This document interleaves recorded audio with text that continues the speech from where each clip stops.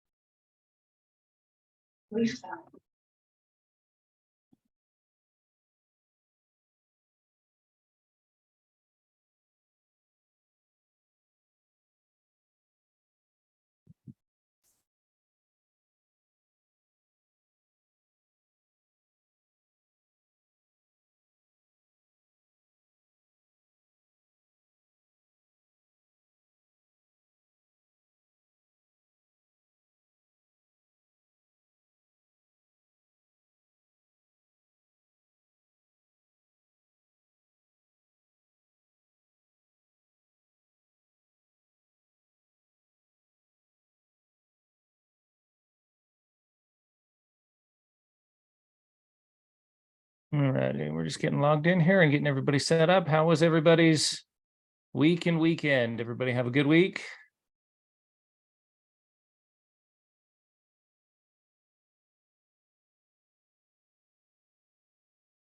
You can put it in the chat box.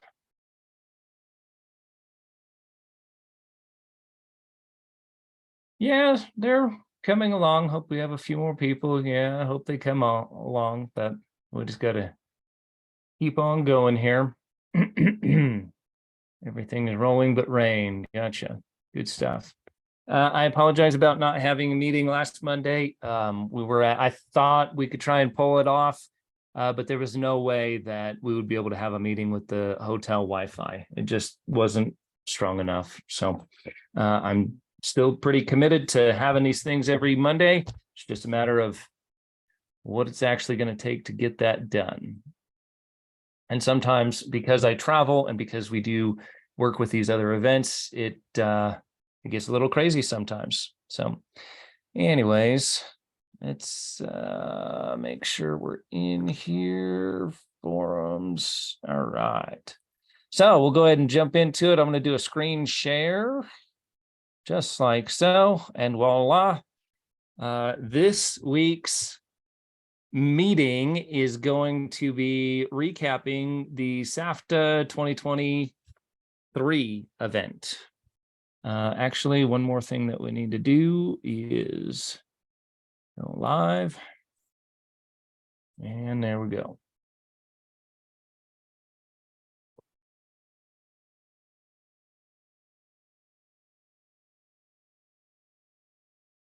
Voila. Give this a second to hook up here.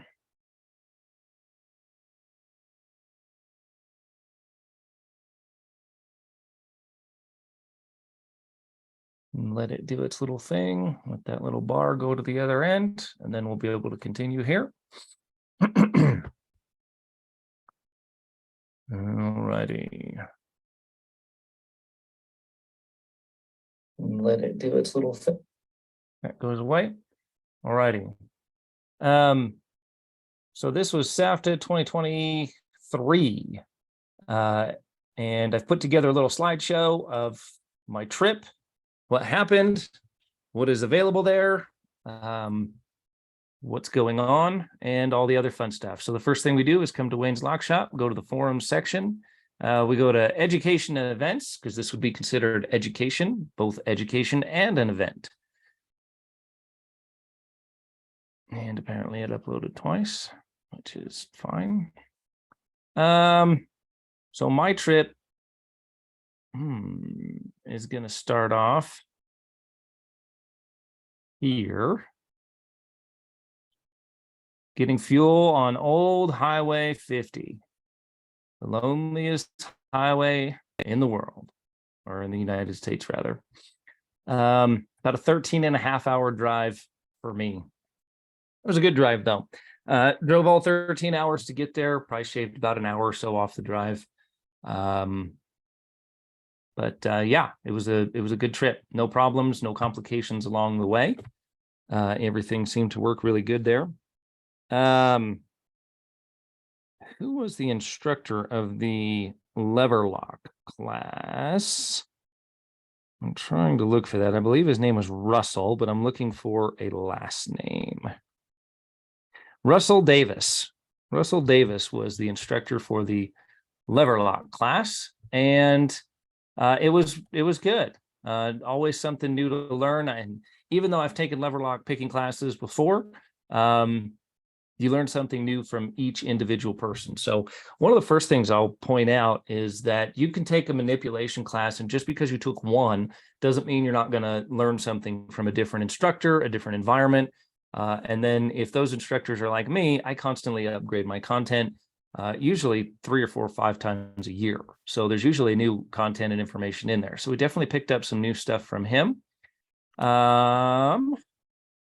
When we got there after the first day, apparently in Reno, they have robots serving your food now. So yet another job succumbing to the robots. If that's a sign for people, those entry-level jobs are disappearing. So upgrading your knowledge and toolbox as far as things that we do would be a really good idea, because robots are definitely going to be taking those entry-level jobs quickly. Here is Mr. Russell Davis teaching right here. I made sure we try not to have people's faces. Can't really make out what's on the board up there. But I just want to showcase and give Russell a little bit of a limelight here, and show that he is a good instructor, a competent, qualified instructor. And I rather enjoyed his class. We did really, really fun stuff. We did some really cool stuff. I learned a couple new things and picked up a couple new tricks. Methods of entry via lever locks. This is a certificate of training. Anybody that gets this stuff, please make sure that I use this as social media content. We'll post this online, and then any of your customers or people in your community that see you or follow you online, they'll know this guy invests in his training. He's actually showing up. He's putting in the time, putting in the effort, and making an effort to be one of the most educated people in the field in my area. So that makes quite a bit of difference for my customers. Next was going to be, this is an intentionally blurred out little picture here. Number one, we're on the wrong side of the board. And number two, you can't see exactly what we're doing. That is intentional. My point in I am covering and recapping the classes that we took at SAFTA, Safe and Vault Technicians Association. I am not here to disclose or reveal all of the content that was put together by these instructors. I respect their work, I respect their time, I respect their material, and I respect their copyright. So just letting you know that there was a really, really awesome class put on by Lance Mayhew. And this was probably the class that I learned the most about. I really learned a lot about electronic locks, how they work, how the circuit boards work, and opened up a whole new portal and dimension as to how to defeat them as well. So if you are looking for more information on that, Lance Mayhew, M-A-Y-H-E-W, I believe is the spelling on it. Don't quote me on that. But he has a book called The Encyclopedia or Electronic Lock Defeat, Electronic Safe Lock Defeat, available through MBA. That is MBA Distributors. Very, very good book. Very awesome class. Here's a little picture of his Valkyrie with different batteries and whatnot in here. In order to do some of the things that we were doing, you need to create your own voltage, plan your voltage, and apply the correct voltage in correct locations. Very cool stuff. This is also another kit that I got from Aurelius Crocker. We used that day as well, and it worked out really well. One other class that we took was a bank vault electronic conversion. So Adam Lewis did an amazing job of putting together a class dedicated to showing how we can convert a bank vault to electronic access. And this really piqued my interest because we do a lot of work for the banks on their main storefront doors. So if we're going to be charging between $4,500 and $5,000 for maybe a double door electronic access package for their front door, it would be very nice to offer them the same opportunity to convert their bank vault over to electronic access as well. There's a lot of features to that and a lot of things that they want. Same reason people want electronics on their personal safe at home, or it would be the same reason that banks would want that as well. So just kind of, again, trying to preserve and respect the time and effort that Adam has put into his class. Just showing one of the little models that could be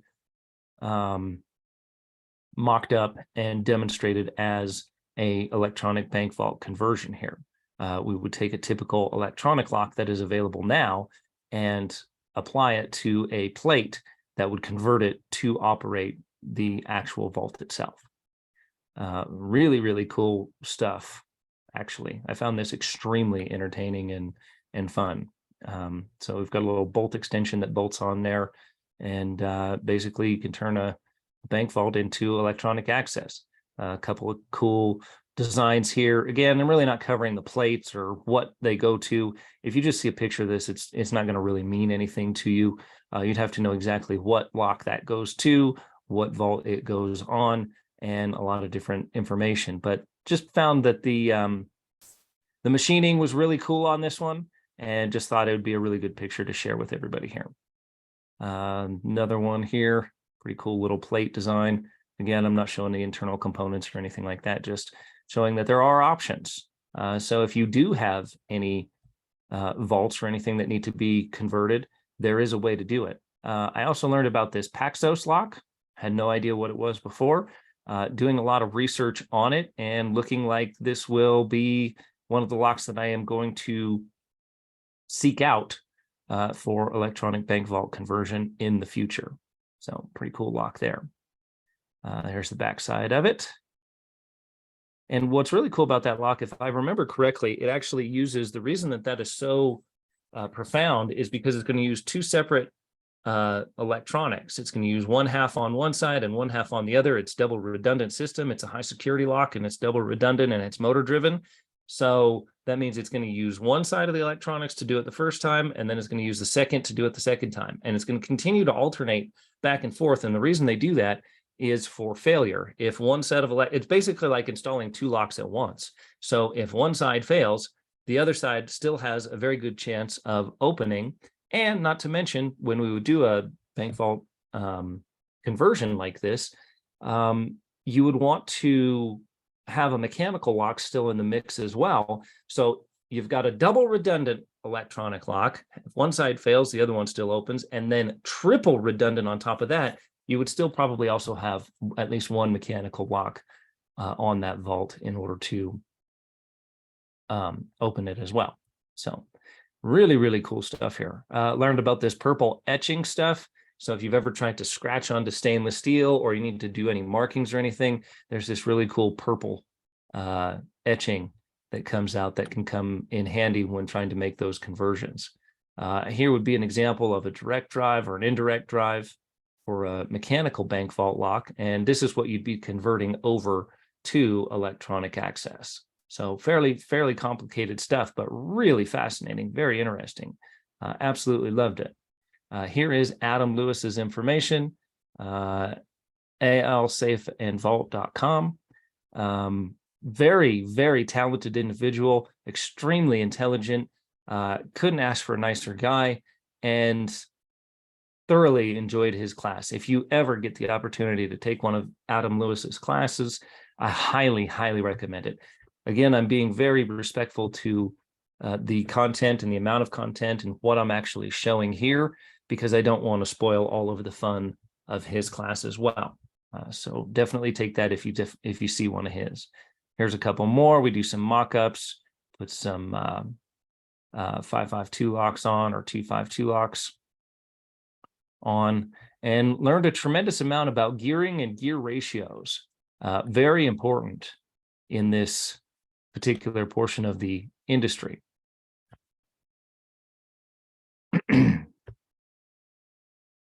Oh, that our last one there? Thought we had more. Maybe our second one. Yep, it must be the same. And then after that, we actually had, there it is, right here. Here we go. Got it. So then we had my class, welding, hot and cold repair here. So we taught the introduction to safe repair, both hot and cold, meaning hot, meaning welding, cold, meaning cold repair, taper pins, and a few other things that I've come up with for doing safe repair on my end. So if you're ever interested in doing hot and cold repair, being a member of Williams Lock Shop, we're going to set up a lot of information there. Put some videos, classes. There's a ton of information already in there for safe repair, and you can follow along with what I do in that particular show. We also want to pay homage to those who paved the way for us. And I always enjoy showing this old photo here in any of my classes that are related to safe and vault work, simply because we need to remember where we came from, and we need to remember those who paved the way for us. If it weren't for people like Mr. C.L. Corey and Dave McComey, actually designing penetration parties, grouping locksmiths and safe technicians and vault technicians together to learn from each other, there probably wouldn't be any SAFTA. There wouldn't be any of the books that everybody counts on for their information these days.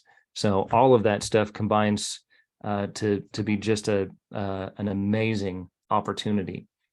Safe and Vault Technicians Association is literally here because of Skip Eckhart. He's the founder of that particular organization. And we just really show the appreciation, because I wouldn't be here. I wouldn't have the job I have, and I wouldn't have the tools I have if those people didn't pave the way for us. And that's really all that it boils down to. Here again, this is us doing some of our cold repairs in the room. Obviously, we cannot weld indoors, so we decided to hammer in a few taper pins, chuck up a few tapcons, use some other forms of safe repair, and had ourselves quite a fun, interesting day with that. I'm going to do a stop share real quick because my video is not uploaded completely, but I did want to take the time to show you guys what we had going on there. I've got one other video to show from a young man that I met at the actual event, and just wanted to play that and give you his take on what he thought of the event. Get this going.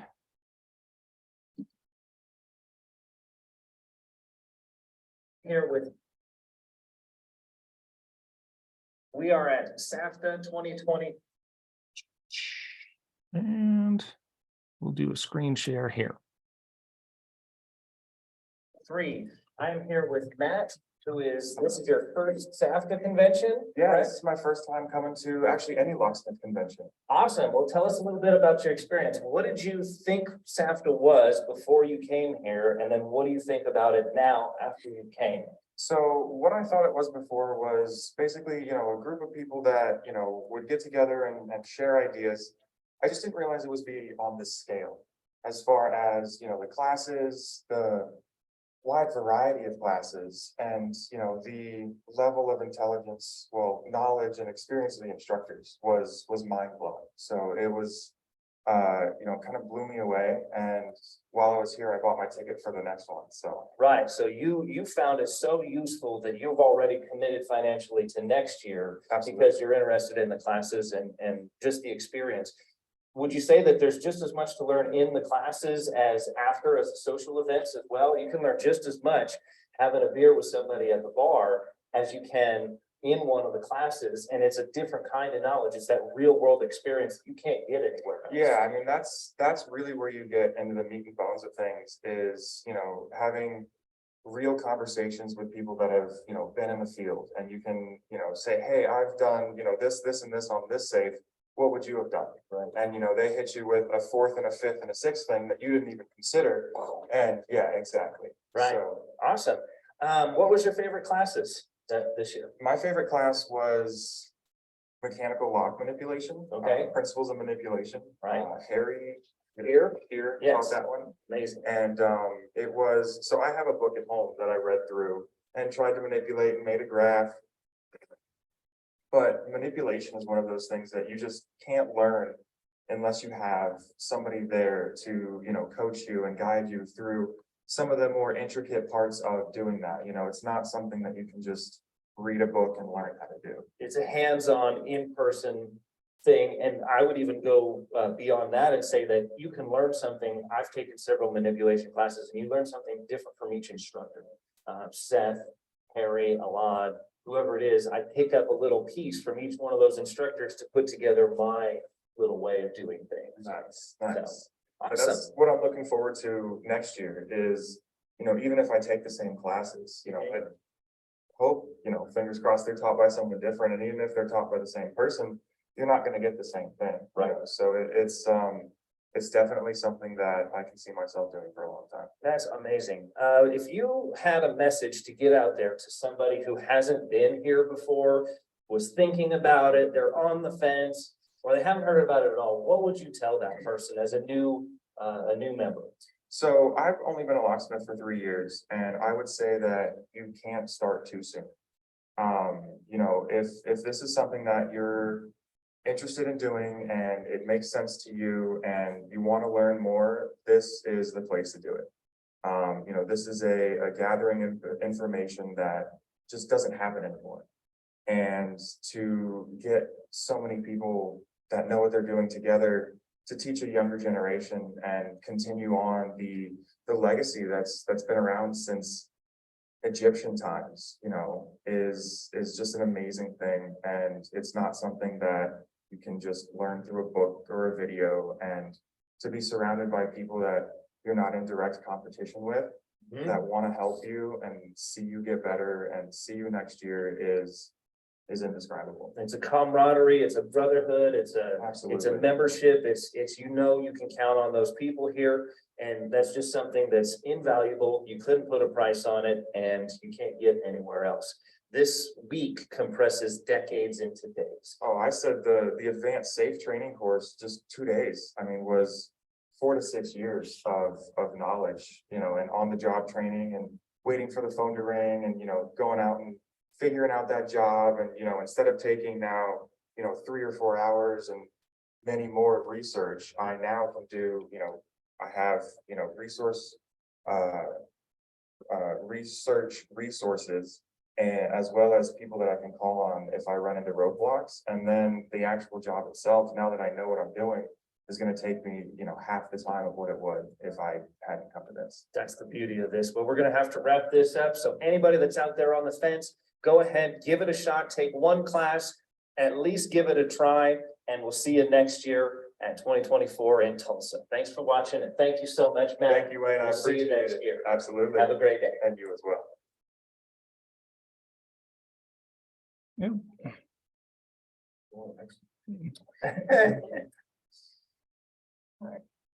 Okay, so that is going to be the recap. We just want people to know what these events are. Again, I can't really give away the information that was provided during these courses, but I want to at least create some awareness of what happens at them. This is why these associations exist. There's a way to channel this information down to the next person. And a lot of times I talk to so many people and they just tell me, we never knew this existed. We never knew it was here. We never knew that this opportunity was available for us. And in fact, it is. And there's a lot of stuff that we can learn from this. And there's a lot we can learn from a lot of the different associations. Every single one has their own opportunity. So I really highly encourage people, make sure you'd make the most of it. Take advantage of every learning opportunity that you can possibly get your hands on. And also take advantage of the opportunity to talk to your neighbor and find somebody new and find a new resource and network with somebody new as well. With all that said, I appreciate everybody's time. If there's any questions, comments, or concerns, feel free to unmute your microphone or put them in the chat box. I will be happy to answer them. If not, then we'll see you next week, and we'll continue to roll these on Mondays. I am committed to making these work.